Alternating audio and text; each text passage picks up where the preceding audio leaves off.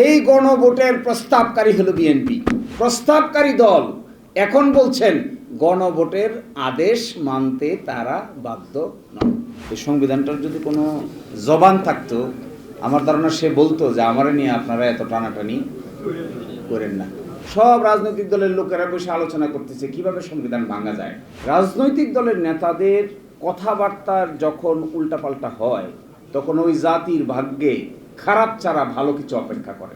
৭২ সালের সংবিধান হয়ে যাওয়ার পরে এত কাটা ছেঁড়া, যার যখন যেভাবে পছন্দ হয়েছে সে সেভাবে এই কাজ করার চেষ্টা করেছে। 18 কোটি মানুষ আমরা, আমাদেরকে হাস্যরসাত্মক বস্তু হিসেবে বিবেচনা করে আমার ধারণা বিদেশিরা। যে কয়দিন আগে না এরা মারামারি করলো, কয়দিন আগে না এরা সরকার তাড়াইলো, এখন আবার একই কথা বলেছে। আমার ধারণা স্টেক হোল্ডার যারা আছে এরা মনে হয় একজন আরেকজনের গলায় ধরে হাসে।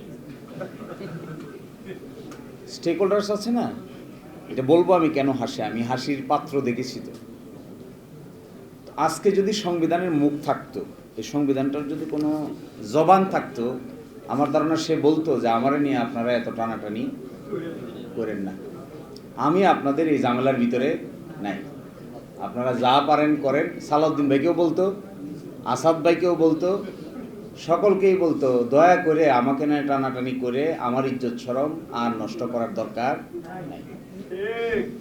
আমি এটা স্পষ্ট করে দেখতে চাই। কখনো বলে সংবিধানের ভিতরে, কখনো বলে একচুল পরিমাণ নড়ব না, কখনো বলে এর ভিতরে আছে। আরে সংবিধান তো জানে তার ভিতরে কি আছে আর কি নাই।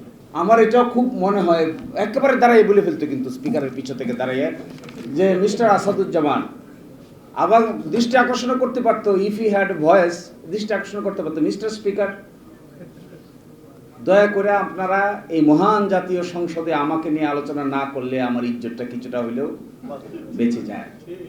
তো ওনাদের আলোচনার ধরন দেখে মনে হচ্ছে এই বেইজ্জতি করার একটা বুদ্ধি বাইর করছে।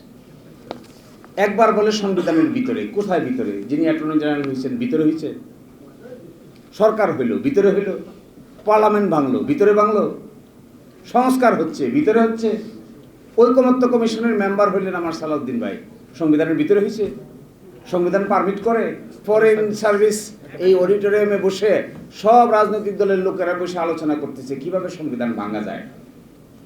আচ্ছা বলেন তো দেখি, রাজনৈতিক দলের লোকেরা একসাথে বসে কিভাবে সংবিধান ভাঙা যায় এই খবর সংবিধান পাইলে সে প্রতিবাদ করতো না?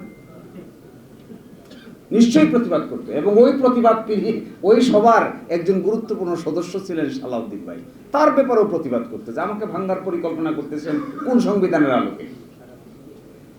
এখন এসে হঠাৎ করে বলছেন যে না না না এগুলো কিচ্ছু হবে না, যা করছি করছি, এগুলো সব ঠিক আছে, জাতির স্বাধীনতার ঘোষক এটাও ঠিক আছে, তারপরে এই যে বঙ্গবন্ধু শেখ মুজিবুর রহমানের ছবি টাঙাইতে হবে এটাও ঠিক আছে, এগুলো সবই সংবিধানে আছে, কিন্তু আমরা আপাতত এটাকে আর মানতে পারছি না। তাহলে কোনটা মানতে পারছি?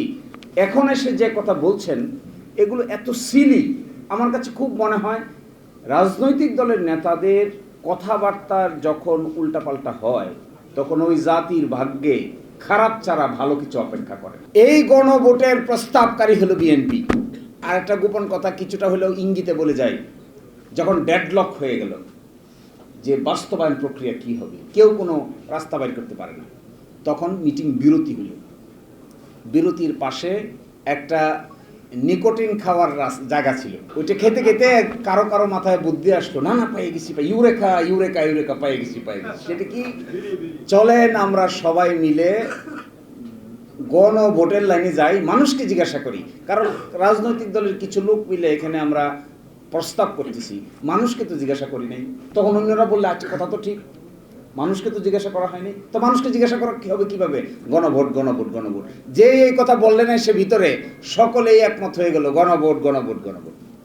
প্রস্তাবকারী লোক মানুষ, প্রস্তাবকারী দল এখন বলছেন গণভোটের আদেশ মানতে তারা বাধ্য নন। হায় রে কপাল!